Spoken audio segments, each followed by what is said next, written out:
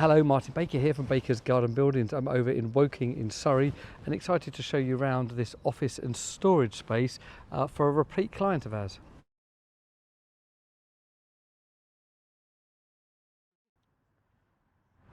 So this bespoke building is set to the side of the property with the drive out the front, so it's a kind of unique design where the back corner you're seeing here is the office space and the rest is storage. It's a repeat client of ours that had this lovely bifold gym off of us about 5 or 6 years ago, all pre-COVID, yeah, a year before pre-COVID, so 2019.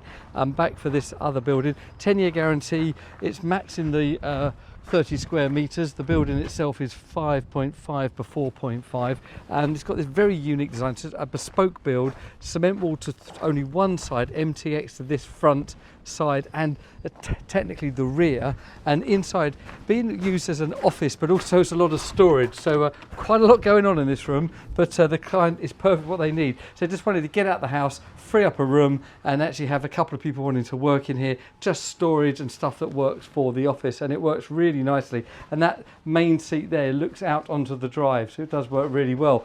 Standard height in here, so it didn't need planning, but we've got the climate control in there for all year round use. Integrated blinds, the nice anthracite colour does soak into this lovely environment with the greens. It's early spring, but when this all does take hold, it really is nice. That anthracite's still a really valid colour. So yeah, this is a really nice big space, can be used multiple use. It's lined, insulated, double glazed, got electrics, internet, all by us, so fully completed and ready to be used. And as the client evolves his use, then this building will evolve into many other things. And yeah, just a really nice big space being used for multiple use. So there you go, that's our bespoke garden office here in Woking. Hope that's of interest. Please like, subscribe, share your thoughts on this, and thanks for watching.